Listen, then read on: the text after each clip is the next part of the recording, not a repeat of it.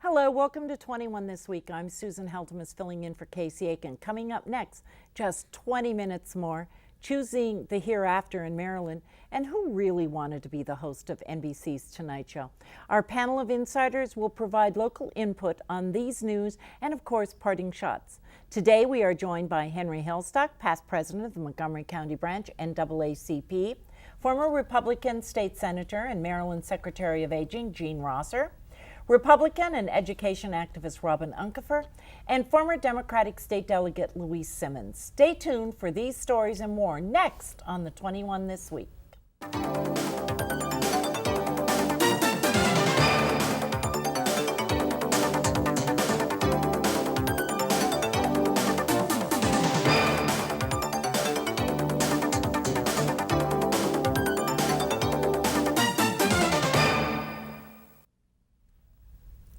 The Montgomery County Board of Education continued to stay in the news this week when it voted to delay the start of schools by 20 minutes. It was a no-cost option proposed by outgoing Superintendent Joshua Starr, but no one's happy. Robin, all the research shows that adolescents need 9 hours of sleep a night and that their hormones make it difficult for them to fall asleep before 11 p.m. or to be alert before 8 a.m. I think I'm probably still a teenager. But as a mom, how do you respond to a mere 20-minute change? I think we need more than 20 minutes. I think if you ask the average person if they wanted to start work at 7 o'clock in the morning, they would have something to say about it. It's very hard to be on top of your game at 7 o'clock in the morning. It's very hard to be on top of your game at 6 o'clock in the morning when your mom is dragging you out of bed, which happens to 90% of the kids in school. And we should be allowing them to start quite a bit later. Well, Henry, the complex situation entails bus schedules, after-school jobs, sports schedules, daycare coverage, and teachers' unions, and on and on and on. Shouldn't the best interest of students and their ability to learn be at the crux of this issue? Well, I wholeheartedly agree, but first I want to talk about the hormones that you were talking about that you still had. No. I cannot. I am a night person. I do not function well in the morning. Ask anyone who knows me well. Well, I think anyone would have a problem in not getting proper sleep, but it also depends on the schedule that you set for them as well. You ask my sons and they would say we were tyrants because they had to go to bed at a certain time and they get up at a certain time because they had to be at school at a certain time, and they participated in the after-school programs. They had no TVs during the week, and the only time they had TVs during the weekend. So, and we talked about the last holiday too. But, you know, I understand the studies and everything else, but it all depends on the regimen. I mean, you look at athletes today, they have a regimen they have to follow. This is a classic example of compromise. Mm-hmm. It's a start. I don't think we've seen the end of this issue. It's just the beginning, and it will come in increments. Well, Luiz, the school board also hired a search firm this last week to find a new superintendent. Could this issue perhaps be a determinant in the selection of a new superintendent? I hope not. I think that the real issue should be how to close the gap between minority achievement, whether it's African American, Latino, and the white and Asian. As you know, we have a scandalous situation not only in Montgomery County but in the state and also in the United States, where achievement gaps, for example, in Maryland, were 28 to 34% in reading and math back in 1991, and are 28 to 34%, the same gap between white and Asian students and African Americans and Latinos in 2014.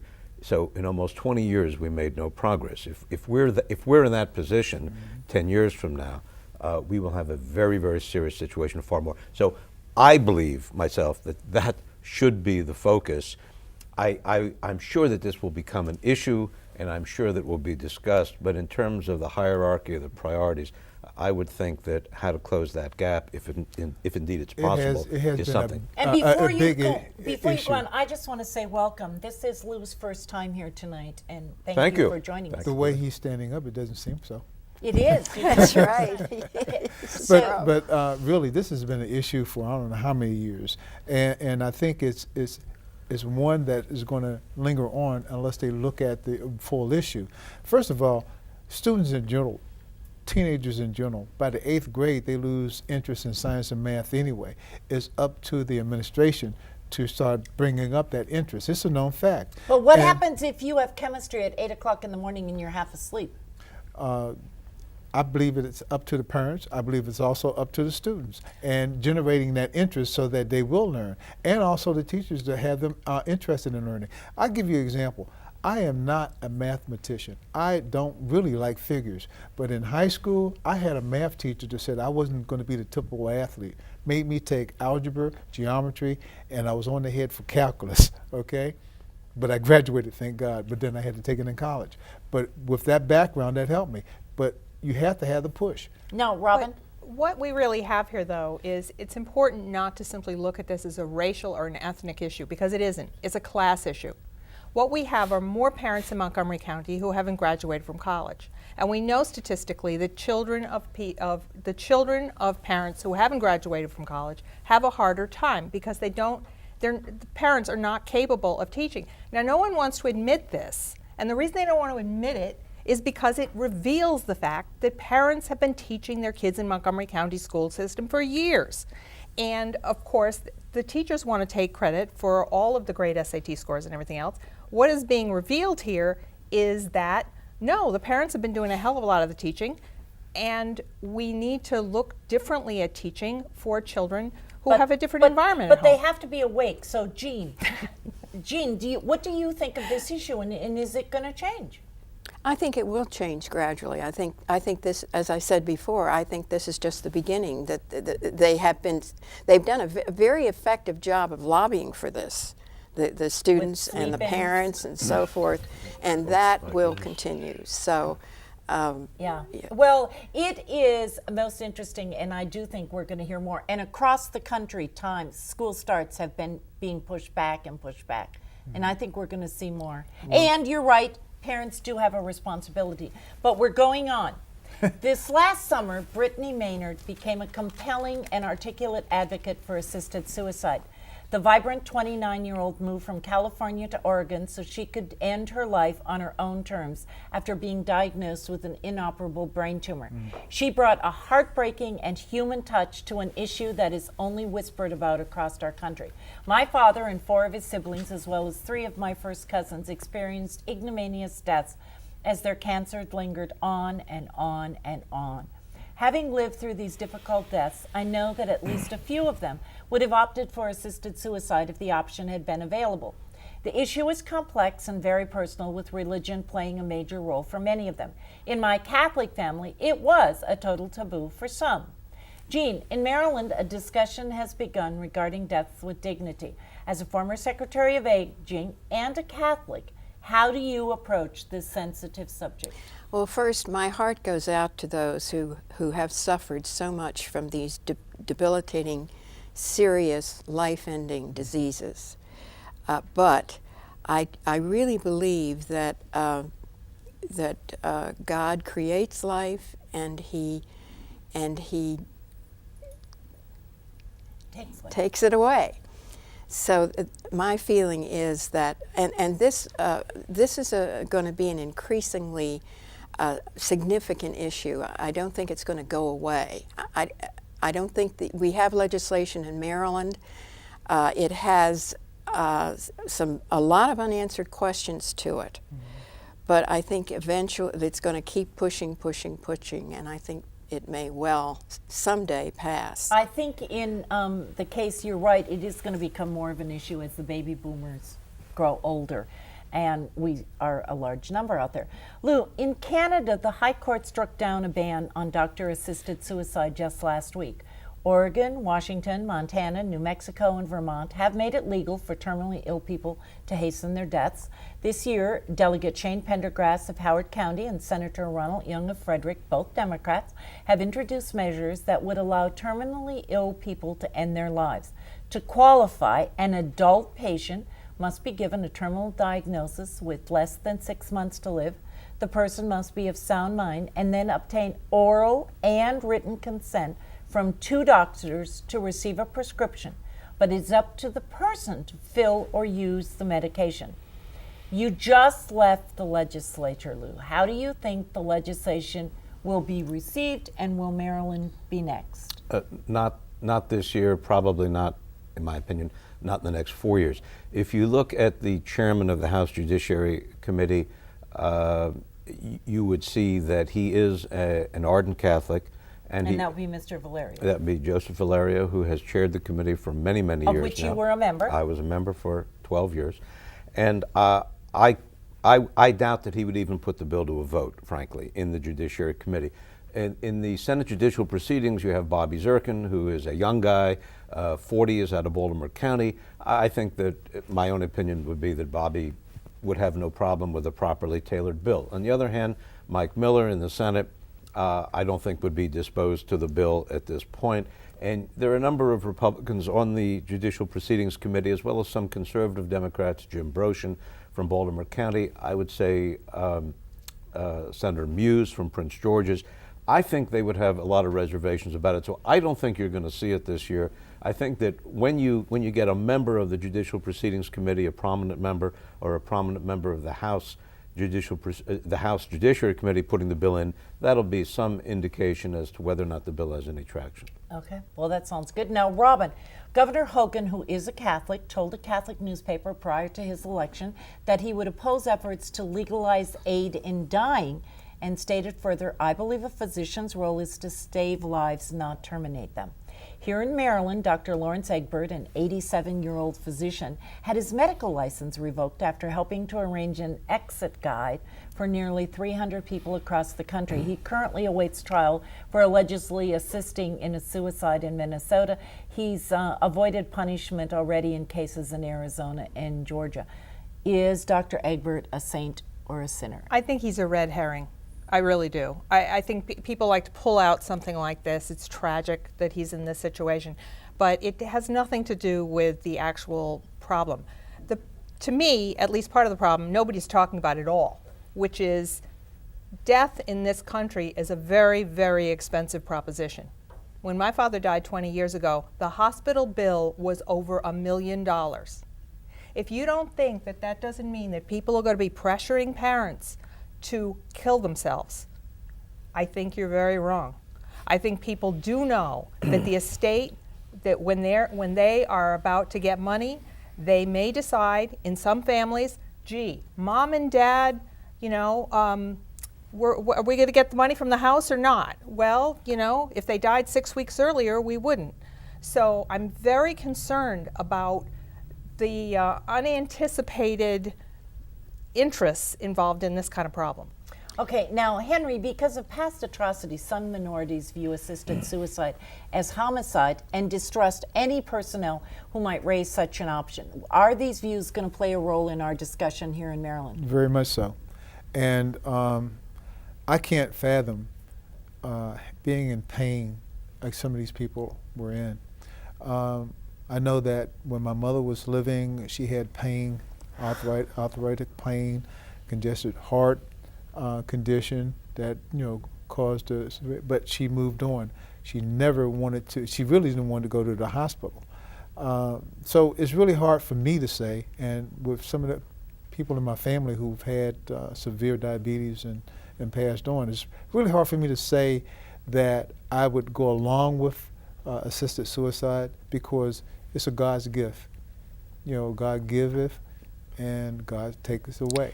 And God gives us an individual right, though, to make decisions. It's an individual right, but if you're religious enough, you would have, there's some hesitancy about doing it. I do want to say that everyone should sign one of these agreements designating that when things come to a terrible pass, that they can pull away the cords, So all this- the assistance other than palliative or that kind of So thing. this is And the everyone should question. sign that agreement. So this is the question. Is it going to come soon? No. No, I don't think so. no. Okay. And there are also a lot of liability issues which would have to be hammered out. Yes. It's not something that can easily be passed. many, many issues remain to be addressed. Okay. And one Well, of them was the power of attorney we were So just talking now, about. this is a topic that I know we're going to be talking about more. Stay tuned after this short break to learn who really wanted to host The Tonight Show.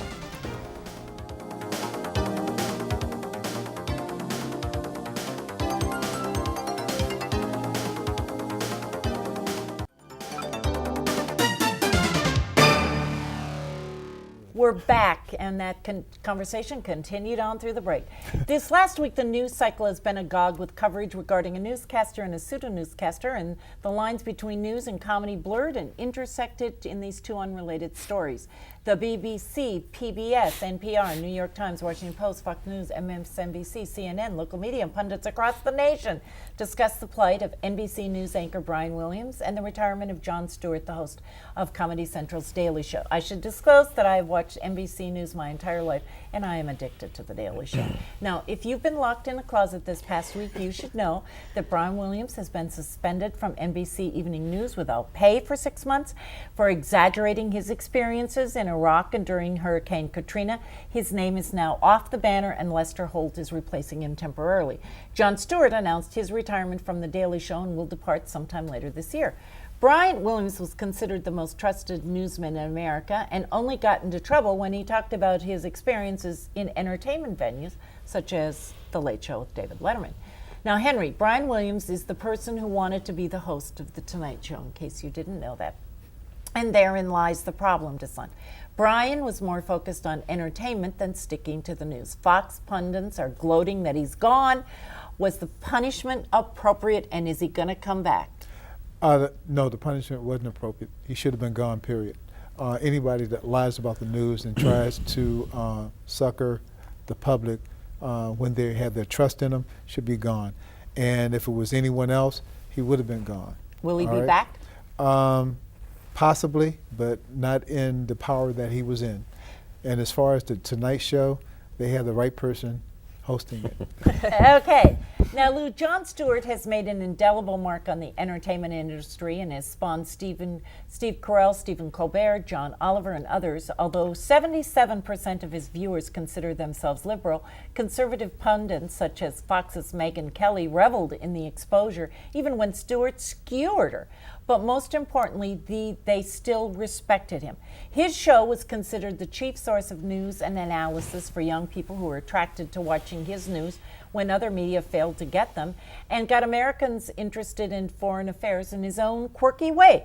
I think it's fair to say that he's also the most persistent media critic in the country. Even J.K. Rowling of Harry Potter fame said that The Daily Show was one of her favorites, and she watches it every morning at her breakfast with tea. To his fans, he's brilliant. What will come of Stewart, and how the heck are we going to get through the 2016 election without his critical eye is what I want to know.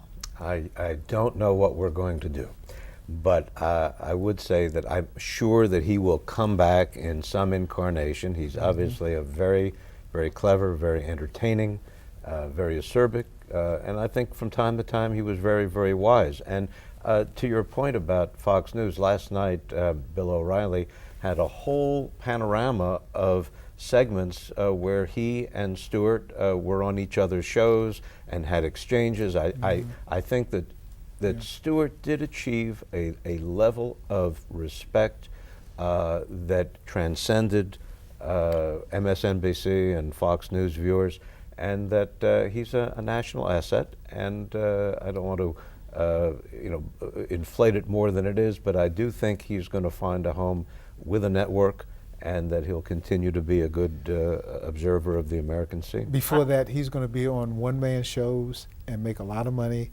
and people are going to come and watch him, and then he'll decide to go to a network. But he's going to be retired, semi-retired, and go do one-man shows, I guarantee you.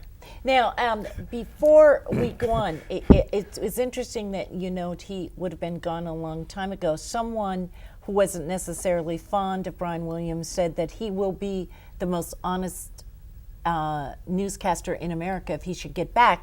But I just wanted to say, when he got into trouble was when he was talking like to David Letterman. And I heard Lanny Davis speak on TV this week and talked about the story that a university in Massachusetts did a study, and that people, over 70% when asked the question, did you see the plane that landed on the ground on 9/11? No plane landed on the ground.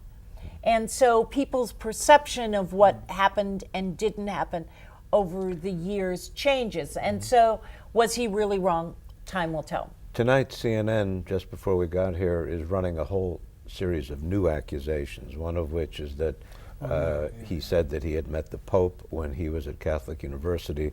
That's being questioned. Another was that he was there when the Berlin Wall fell. I think, to your point, that he will not be coming back, and it's not simply because of this one incident. Apparently, he was a serial fabulist, and I think that's regrettable because he seemed to be a decent guy. Well, we have just a few minutes left, but Jean and Robin, why have these two incidents or stories gotten so much airtime? It's amazing to me. Because they have been in our living rooms day after day after day. Brian Williams has been my dinner date. And you know, you've shared them with me. And right, and just me. I mean, they are front and center on television, and so that is why. And it's that way. Just comes across as a nice guy. As a trusted, but once you lose that trust, That's right. and it's been repeated, it's very hard to regain. What do you think, Robin? I like Brian Williams a lot too, and the whole thing is just tragic. It really is. But I do think that the Williams issue is getting more attention because the people reporting the news are an older generation which remember the network anchors when they really dominated everything. They no longer do. You sit and I watch NBC News too, and all of the commercials are for, various drugs for people over 50. That's right. I'm not sure Brian Williams is that important to people John 30 years old. John Stewart is John more Stewart is important. different. But anyway, He's different, yeah. Fortunately, Lester Holt, Brian's replacement right now, is very credible, and they do have a stable of very able possibilities for anchor. Well, it'll on be NBC. fun to watch, and they're saying we have to cut off. We're heading near the end. Stay tuned for parting shots.